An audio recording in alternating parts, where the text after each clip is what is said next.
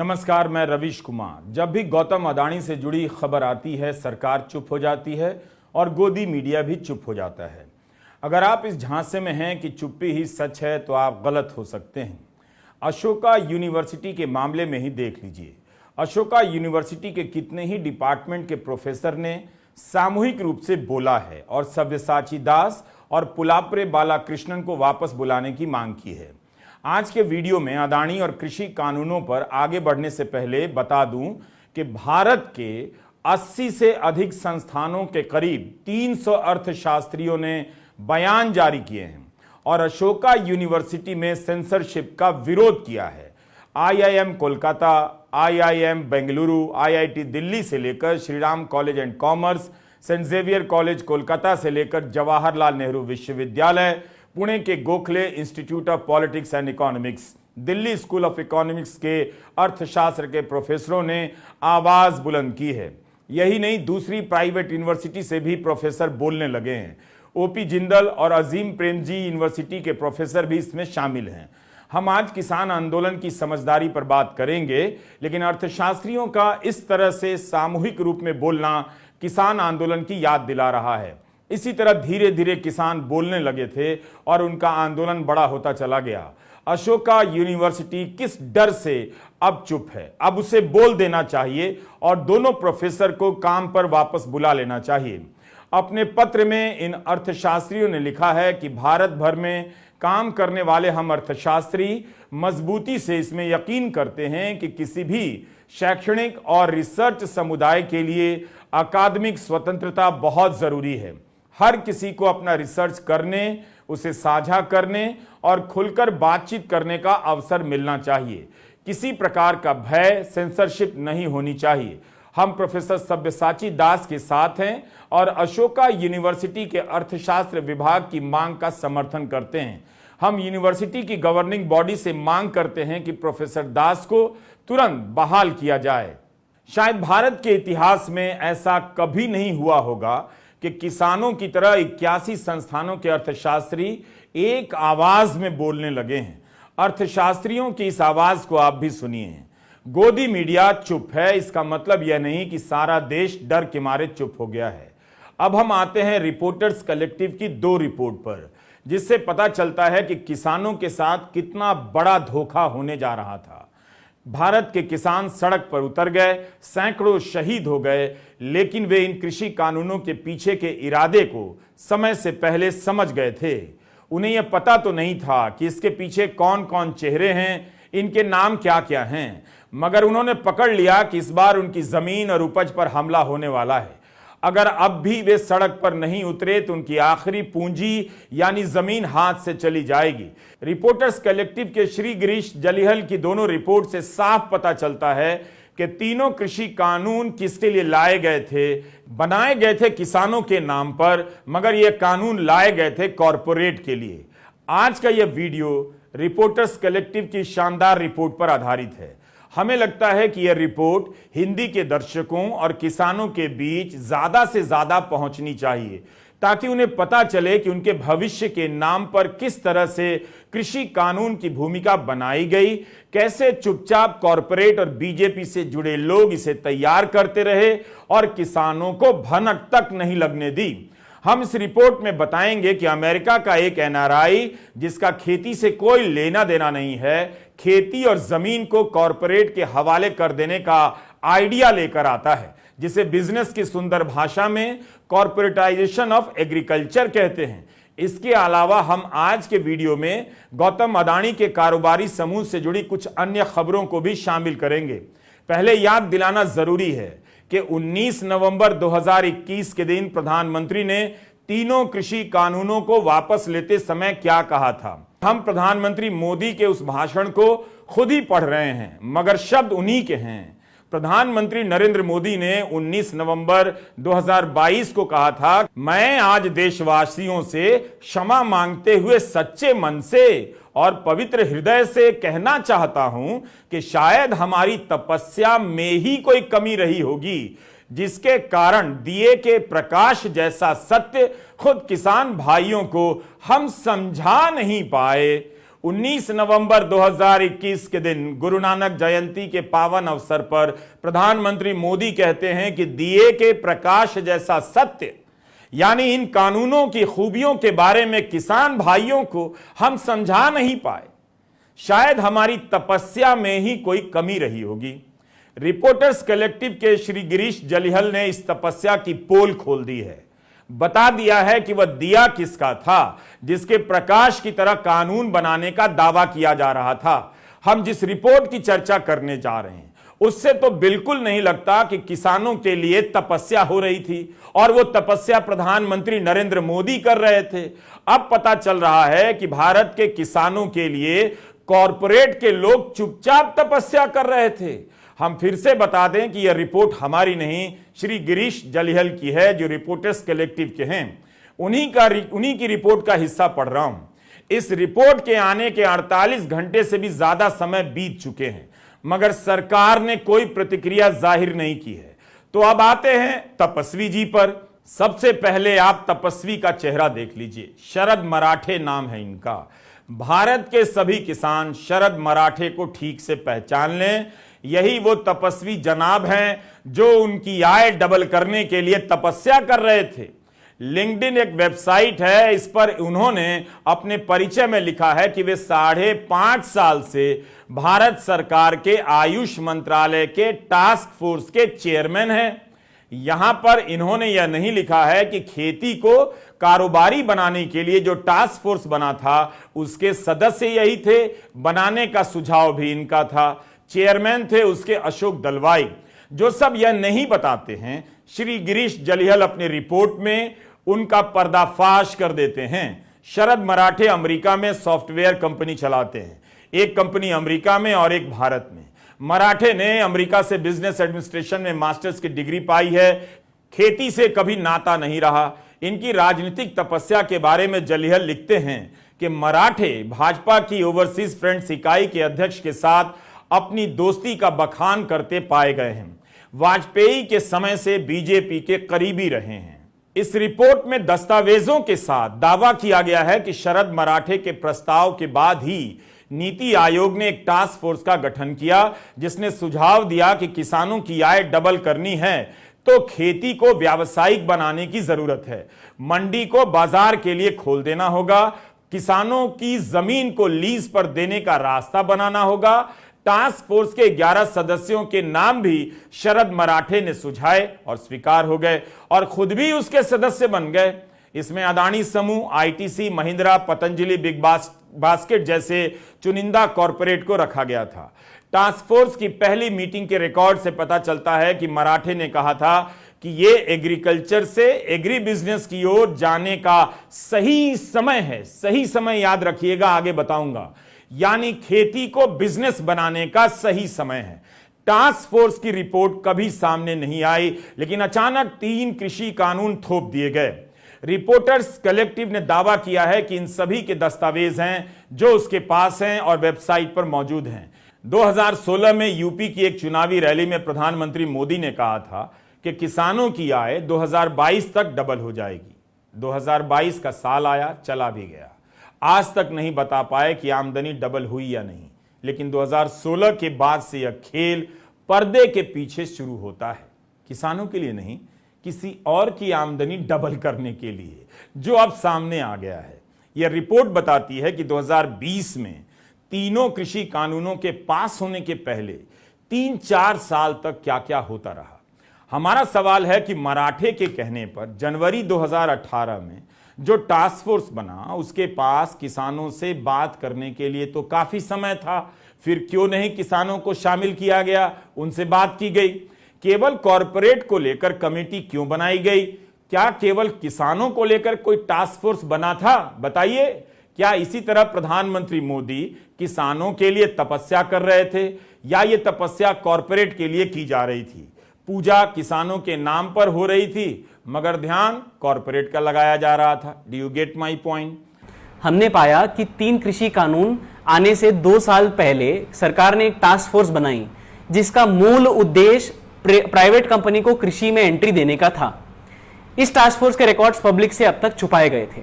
Task force बनी थी किसानों की आय दुगनी करने के लिए, लेकिन द रिपोर्टर्स कलेक्टिव को मिले सरकारी कागजों से पता चला कि उसने प्राइवेट कंपनियों से बिजनेस मॉडल्स पे सलाह ली।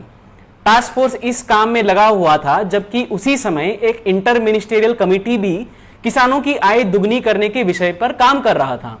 दोनों में सबसे बड़ा फर्क था कि टास्क फोर्स सिर्फ और सिर्फ बिजनेस मॉडल्स पर चर्चा कर रहा था। एक तरफ कमेटी के रिकॉर्ड्स पब्लिक में आ गए, लेकिन टास्क फोर्स की बात को सरकार ने पब्लिक से छुपा दिया। इस टास्क फोर्स में एमएसपी और क्रॉप इंश्योरेंस जैसे विषयों की चर्चा नहीं की गई। इनका पूरा फोकस था कि कैसे कृषि को प्राइवेट बिजनेसेस के लिए खोल दिया जाए। किसानों की आय दुगनी करने के लिए टास्क फोर्स ने अडानी ग्रुप, पतंजलि, महिंद्रा एंड महिंद्रा और बिग बास्केट जैसे कंपनियों से सलाह ली। टास्क फोर्स में एमएसपी की चर्चा कभी हुई ही नहीं। जो कृषि कानून लाए गए, उन्होंने इंटर मिनिस्टेरियल कमेटी की सलाह को नकारते हुए एमएसपी के कंडीशन को कानून में इंक्लूड नहीं किया। इस टास्क फोर्स के रिकॉर्ड से यह बात पता चलती है कि सरकार कृषि कानून लाने से पहले किस तरह की मीटिंग्स कर रही थी, कैसे बड़े उद्योगपतियों को किसान की आय दुगनी करने की आड़ में एक ऑफिशियल प्लेटफॉर्म मिल गया अपने धंधे के फायदे की बात करने के लिए, और कैसे सरकार ने इन्हीं उद्योगपतियों के फायदे के लिए कृषि कानून बनाए थे। जब आंदोलन करने वाले किसानों ने सरकार से पूछ दिया कि कृषि कानूनों को लाने से पहले किस किसान या किसान संगठन से पूछा गया, तो जवाब देते नहीं बना।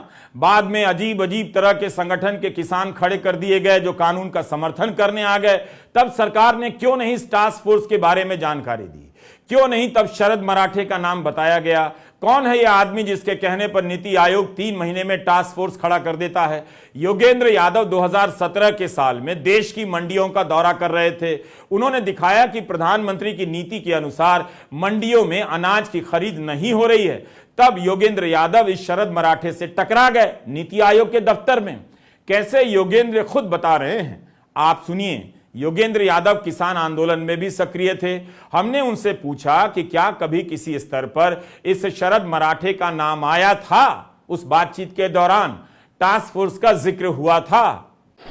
रिपोर्टर्स कलेक्टिव के इस महत्वपूर्ण खुलासे ने जो परत दर परत सच उघड़ रहा है, उसमें एक बहुत महत्वपूर्ण आयाम जोड़ दिया।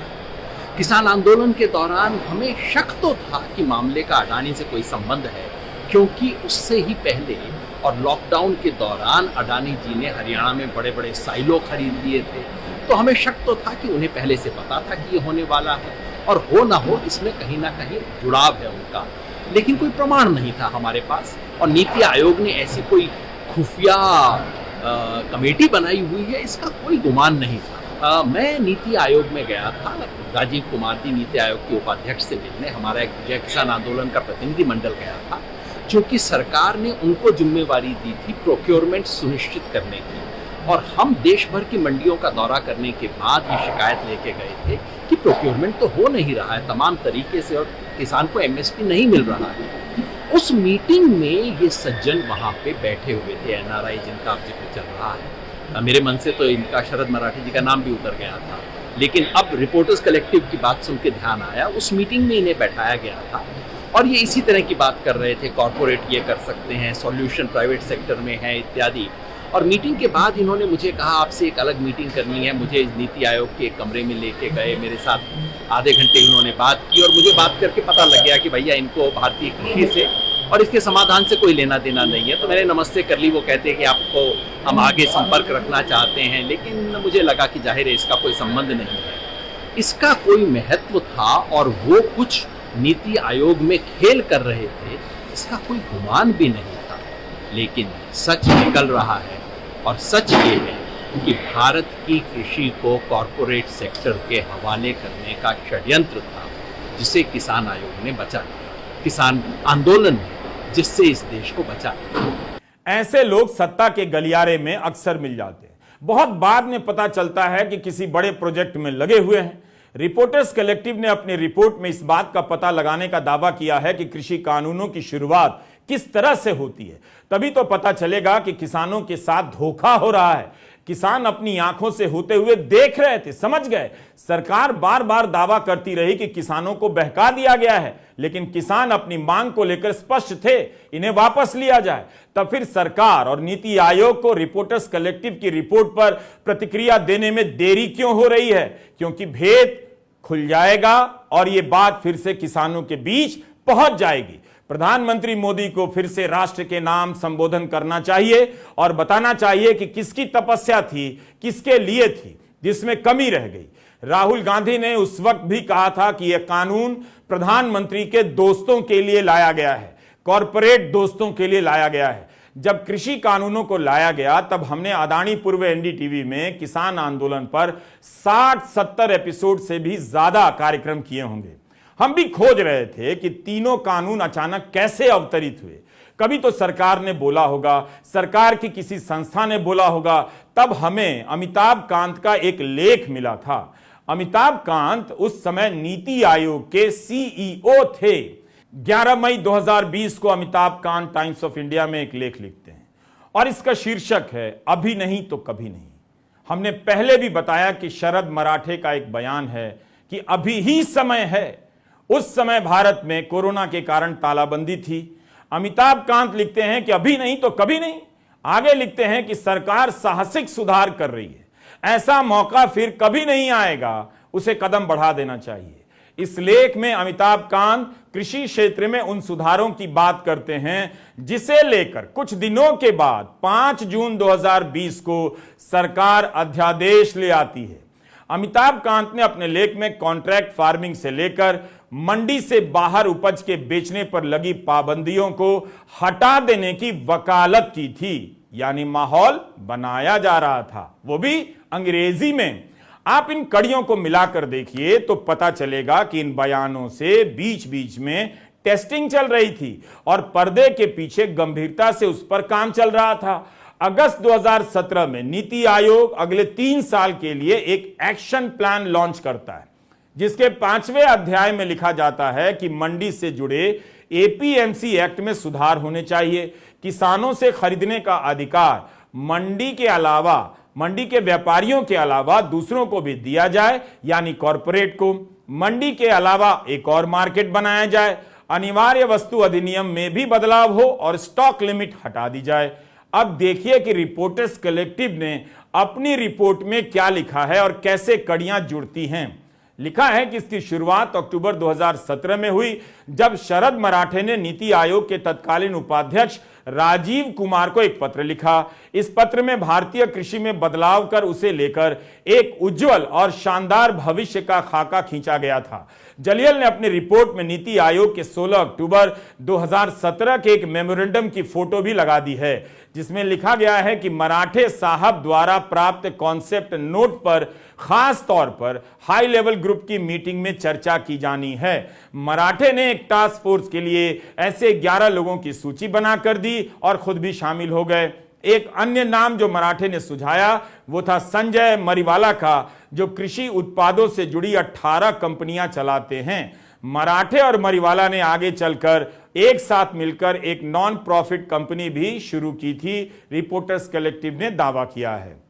तो अक्टूबर 2017 में शरद मराठे सक्रिय हो गए थे। नवंबर 2018 में अमिताभ कांत नीति आयोग की एक रिपोर्ट जारी करते हैं और कहते हैं कि न्यूनतम समर्थन मूल्य समाप्त कर देना चाहिए। जो संस्था न्यूनतम समर्थन मूल्य तय करती है, कृषि लागत और मूल्य आयोग, अंग्रेजी में commission on agriculture costs and prices, CACP, उसे खत्म कर देना चाहिए। नवंबर 2019 में वित्त मंत्री निर्मला सीतारमण का एक बयान है। कृषि बिलों के पेश होने से चंद महीने पहले देखिए कैसे टेस्टिंग की जाती है। ब्लूमबर्ग प्रिंट के कार्यक्रम में उन्होंने कह दिया कि एपीएमसी खत्म कर देनी चाहिए, यानी मंडी खत्म कर देनी चाहिए। इसलिए जब सरकार कहे कि मंडी खत्म कर देनी चाहिए तो सभी के कान खड़े हो जाने चाहिए थे, मगर सब उस वक्त सो रहे थे। किसी ने इस बयान को गंभीरता से नहीं लिया और कृषि कानून सामने आ गया। सरकार कहती रही कि किसानों ने इसकी मांग की है, तब यह कानून आया। किसान पूछते रह गए कि कौन से किसान ने आपसे ये मांग की है। ये देश का बहुत दुर्भाग्य है कि कृषि नीति, यानी इतने लार्ज पॉपुलेशन, जबकि तकरीबन 50% देश की आबादी खेती से जुड़ी है, उसकी कृषि नीति बनाने के लिए हमें किसी अमेरिकन का जो सुझाव था उसके ऊपर नीति आयोग ने एक टास्क फोर्स बनाया और उस टास्क फोर्स का जो रोल था बेसिकली ये था कि कॉर्पोरेट्स को या एग्री बिजनेस की तरफ किस तरीके से किसानों को या देश को लेके जाया जाए, यानी कॉर्पोरेट एग्रीकल्चर की तरफ बढ़ने के लिए नीति आयोग ने एक टास्क फोर्स का जो गठन किया और वो भी उस बिजनेसमैन की रिकमेंडेशन पर कि इसमें कितने लोग होने चाहिए ये भी उन्होंने सजेस्ट किया। और उसके बाद हमने देखा कि भी किस तरीके से देश की पॉलिसी को, देश की कृषि नीति को नीति आयोग ने अपने हल्के में लेके एक सोचा कि जो एक बिजनेसमैन का आइडिया है उसको हम क्यों ना प्रमोट करें। लेकिन दूसरी बात यह कि देश के अंदर जो हमारे मेनलाइन इकोनॉमिस्ट थे वो भी जाने अनजाने में ये नहीं समझ सके कि ये एग्री बिजनेस को या ये कॉर्पोरेटाइजेशन एग्रीकल्चर जो की हो रही है उसको लाने की कोशिश हो रही है। जब वो नहीं समझ सके तो सबसे अच्छी बात यह है कि वो जो एक्सपर्ट्स नहीं समझ सके, जो हमारे देश के इकोनॉमिस्ट नहीं समझ सके, वो हमारे किसान समझ गए। और किसानों को जब ये समझ आ गया तो उन्होंने दिल्ली के पास, दिल्ली के बॉर्डर्स पे जो 1 साल से लंबा जो प्रोटेस्ट किया था वो इसीलिए था कि उनको खतरा बिल्कुल साफ मंडराता हुआ नजर आ रहा था कि उनका भविष्य जो है वो एक दांव पर लग जाएगा। कॉर्पोरेट एग्रीकल्चर दुनिया में हमने देखा है कहीं भी उससे खेती के जो किसान या मजदूर जो इसमें इन्वॉल्व हैं उनकी कहीं पर भी दुनिया में इनकम नहीं बढ़ी है। अगर मार्केट्स इतना अच्छी होती या अच्छा होता दुनिया भर में तो हम ये जानते हैं कि जो हमें बताया जाता है कि अक्सर कि मार्केट्स आएंगी तो एग्रीकल्चर में किसानों को फायदा होगा क्योंकि market will provide the right kind of price, वो दुनिया में कहीं नहीं हो पाया। अगर आज किसान जीवित हैं डेवलप्ड कंट्रीज में, जो हम जानते हैं कि जो 3, 4, 5 जो जिस कंट्रीज को हम लेके चलते हैं as the prominent developed countries, वो कंट्रीज में वो बेसिकली एग्रीकल्चर सब्सिडीज के ऊपर किसान जो है टिके हुए हैं। किसान वाकई समझ गए, कोरोना के बावजूद सड़क पर आ गए। उन्होंने अपने वजूद को बचाने के लिए कितनी बड़ी लड़ाई लड़ी। गोदी मीडिया ने उन्हें आतंकवादी कह दिया, किसानों ने गोदी मीडिया को अपने आंदोलन से बाहर कर दिया, अपना अखबार निकाल लिया। सरकार ने किसानों को रोकने के लिए बड़े बड़े बैरिकेड बनाए और उसके नीचे कीलें ठोक दी ताकि किसान चलकर या कूद कर भी बैरिकेड पार ना कर सकें। 1 साल तक किसानों ने हर मौसम और पुलिस की क्रूरता का सामना करते हुए दिखा दिया कि वे इन कृषि कानूनों के खतरों को पहचान गए हैं, पीछे नहीं हटेंगे। किसान कहते रह गए कि उनसे नहीं पूछा गया। एसडीएम को ऐसे अधिकार दे दिए गए इन कानूनों के तहत कि कॉन्ट्रैक्ट फार्मिंग की जमीन को लेकर विवाद हो गया तो कोर्ट का दखल नहीं होगा। इस तरह का कानून बना था। इस आंदोलन के दौरान अलग अलग मौसमों की मार सहते झेलते हुए 600 से अधिक किसानों की मौत हो गई। सरकार ने कहा कि उसके पास मरने वाले किसानों का कोई आंकड़ा नहीं है, जबकि किसान संगठनों के अनुसार करीब 670 किसानों की मौत हुई। फिर भी किसान अपनी मांग को लेकर टिके रहे, लड़ते रहे।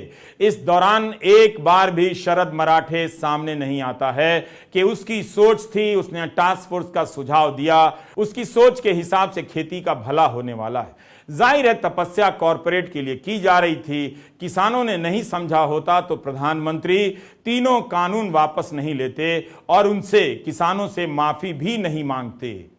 गोदी मीडिया इन बातों की अब पड़ताल नहीं करता, इस तरह से खोजी पत्रकारिता नहीं करता, वरना तभी यह बात सामने आ जाती, भेद खुल जाता, जो अब रिपोर्टर्स कलेक्टिव ने खोलने का दावा किया है। रिपोर्टर्स कलेक्टिव ने अपनी दूसरी रिपोर्ट में इन कानूनों के पीछे गौतम अडानी के समूह की भूमिका पर भी सवाल उठाए हैं। दिखाया है कि नीति आयोग के टास्क फोर्स के गठन के पहले अडानी समूह ने आवश्यक वस्तु अधिनियम में बदलाव की लॉबिंग की थी। आपको याद होगा कि किसान आंदोलन के समय अडानी के साइलोज यानी अन्य भंडारों की तस्वीरें खूब वायरल हुआ करती थीं। किसान आरोप लगाते थे कि इन्हीं साइलोस अन्न भंडारों को भरने के लिए आवश्यक वस्तु अधिनियम को बदला गया है और जमाखोरी की पूरी छूट दी गई है। किसान इस बात से भड़क गए। उन्हें दिख गया कि कटाई के सीजन में बड़े कॉरपोरेट दाम गिरा देंगे और सारा अनाज खरीद लेंगे, जमाखोरी करेंगे और बाद में ऊंचे दामों पर बेचेंगे। मेहनत किसान की, मुनाफा कॉरपोरेट का।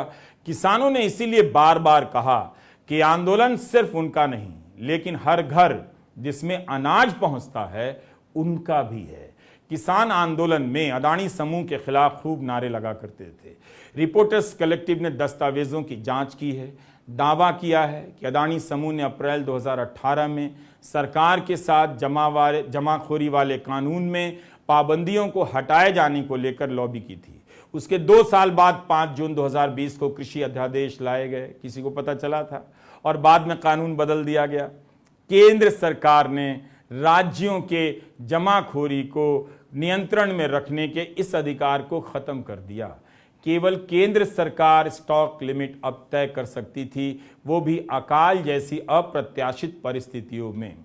नीति आयोग के टास्क फोर्स की बैठक में हिस्सा लेते हुए अदानी समूह के प्रतिनिधि ने कथित तौर पर कहा था कि जमाखोरी रोकने का कानून उद्योग जगत और कारोबारियों के लिए बाधा है, रुकावट है। श्री गिरीश जलिहल की रिपोर्ट में दावा किया गया है कि इस मामले में यह अदानी समूह की भागीदारी का पहला प्रमाण मिलता है। रिपोर्टर्स कलेक्टिव ने अदानी समूह नीति आयोग को अपने सवाल भेजे हैं, जवाब नहीं आया है। इन्वेस्टिगेटिव रिपोर्ट आई है हमारे सामने, उसमें यह भी खुलासा हुआ है कि भाई वो चिट्ठी कौन सी आई थी जिसपे नीति आयोग ने एक्ट किया, और उसके बाद ये भी बताया गया कि कैसे कॉर्पोरेट्स ने ये प्रेशर डाला सरकार के ऊपर कि भाई ये जो एक एसेंशियल कमोडिटी एक्ट के तहत एक प्रोविजन होता है कि स्टॉक होल्डिंग कितनी हो, उससे ज्यादा ना कोई स्टॉक कर सके, इन सब को हटाने की बात अदानी ने की थी और उसको सरकार ने माना। और उसी के कुछ महीने बाद आपने देखा कि जो 3 लॉज आए थे देश में, वो इस तरीके से फ्रेम किए गए थे कि सारे का सारा जो एग्रीकल्चर था वो कॉर्पोरेट्स के कंट्रोल में आ जाता है। और यही बात तो जी जो जिसके खिलाफ किसानों ने प्रदर्शन किया और किसानों ने देश को सचेत भी किया। और कहीं ना कहीं मुझे लगता था कि हमारे जो मेनलाइन इकोनॉमिस्ट है इस बात को समझेंगे, ये बात समझेंगे कि इस देश में जरूरी नहीं है कि हमने अमेरिका और यूरोप से कट एंड पेस्ट करके अपनी पॉलिसीज को लाना है। हम क्यों नहीं अपने देश की रिक्वायरमेंट को देखकर एक ऐसा कानून बनाए या ऐसे और कानून बनाए जिसमें हम अपने किसानों का भला देखें, जिसको प्रधानमंत्री ने हर बार कहा है कि सबका साथ सबका विकास, उसका रास्ता खेती से होकर जाता है। अगर हमारे देश के किसान संपन्न होंगे तो आप देखिए कि कितना डिमांड क्रिएट होगी, और जब डिमांड क्रिएट होगी तो जो इकोनॉमी की गति है वो आप जानते हैं कि वो दौड़ती है। और भी कॉरपोरेट थे जिनके प्रतिनिधि इस टास्क फोर्स के हिस्सा थे, जिसके चेयरमैन थे अशोक दलवाई। इनकी अध्यक्षता में किसानों की आमदनी डबल करने के उपाय सुझाने के लिए एक और कमेटी बनी थी, जिसने 3000 पन्नों की 14 खंडों में रिपोर्ट तैयार की। आज तक आमदनी डबल नहीं हुई। रिपोर्टर्स कलेक्टिव ने लिखा है कि दलवाई ने उनके सवालों के जवाब नहीं दिए। अदानी समूह ने अपनी जमीन पर किसानों के लिए सेज बनाने के सुझाव दिए थे, सेंटर फॉर एक्सेलेंस, जिसका 60% खर्चा सरकार को उठाना था। रिपोर्टर्स कलेक्टिव की रिपोर्ट में एक आंकड़ा दिया गया है। 2014 से 18 के बीच 13,000 किसान आंदोलन हुए थे, 13,000 न्यूनतम समर्थन मूल्य की मांग को लेकर, मगर यहां तो उसी पर हमला कर दिया गया। ऐसा लगता है कि किसानों के आंदोलन के जज्बे से छुटकारा पाने का रास्ता निकाला जा रहा था। तो यह सब खेल चल रहा था। अब आते हैं अदानी समूह से जुड़ी बाकी खबरों पर जो पिछले हफ्ते से चल रही हैं। खबर यह है कि ऑडिट करने वाली कंपनी डेलॉयट ने Adani ports and special economic zone के खातों पर गंभीर सवाल खड़े कर दिए हैं, जिसके बाद डेलॉयट ने अदानी समूह से अलग होने का फैसला कर लिया। बिजनेस स्टैंडर्ड की रिपोर्ट में लिखा है कि डेलॉयट हॉस्किंस एंड सेल्स ने वित्त वर्ष 2022-23 की चौथी तिमाही और पूरे वित्त वर्ष के ऑडिट के बारे में अपनी रिपोर्ट में 3 इकाइयों के साथ सौदे को रेखांकित किया है। इसके बारे में कंपनी का कहना है कि इन इकाइयों का अदानी समूह की कंपनियों से कोई लेना देना नहीं है। ऑडिटर ने कहा है कि वह कंपनी के बयान को सत्यापित नहीं कर सकती क्योंकि इसके सत्यापन को लेकर कोई स्वतंत्र जांच नहीं हुई है। अमेरिकी फर्म हिंडनबर्ग रिसर्च ने 24 जनवरी को अपनी रिपोर्ट में अदानी समूह पर धोखाधड़ी, शेयरों में हेराफेरी और धन शोधन के आरोप लगाए थे। हालांकि अदानी समूह ने सभी आरोपों से इनकार किया था और कहा था कि ये सब आधारहीन हैं। डेलॉयट ने कहा है कि अदानी समूह ने अपने आकलन और भारतीय प्रतिभूति विनिमय बोर्ड सेबी द्वारा चल रही जांच के कारण इन आरोपों की स्वतंत्र रूप से बाहरी जांच कराना आवश्यक नहीं समझा। हिंडनबर्ग की रिपोर्ट के बाद अदानी समूह को लेकर कई गंभीर सवाल उठे। सेबी इसकी जांच कर रही है, 14 अगस्त को सेबी ने जांच पूरी करने और अपनी रिपोर्ट को अंतिम रूप देने के लिए सुप्रीम कोर्ट से 15 दिन का और समय मांगा है। गोदी मीडिया के दौर में इस तरह की खबरों पर पर्दा डाल दिया जाता है जिसके उठ जाने से सरकार का खेल उजागर हो सकता है और उन खबरों में आग लगा दी जाती है जिनके जलने से शोर मच जाता है और जनता उसी में उलझकर रह जाती है। क्या आपको पता है कि सीएजी की रिपोर्ट है कि आयुष्मान योजना के तहत जो लोग पहले से मृत घोषित हो चुके थे उनके इलाज पर भी 6 करोड़ 90 लाख रुपए खर्च हुए हैं। यह मध्य प्रदेश का आंकड़ा है, न जाने पूरे देश से इस योजना के तहत क्या क्या निकल आएगा। जो मीडिया सीएजी की रिपोर्ट पर रिपोर्ट नहीं कर सकता है उसके बहाने शहर शहर जाकर आयुष्मान योजना का हाल नहीं लेता है, न जाने कहां से क्या निकल आए। वह मीडिया अदानी समूह के लिए एक बड़ा कानून बनाया गया, बदल दिया गया, उस पर तो चुप ही रहेगा। लेकिन आप क्यों चुप हैं? लोग तो बोल रहे हैं। नमस्कार, मैं रविश कुमार।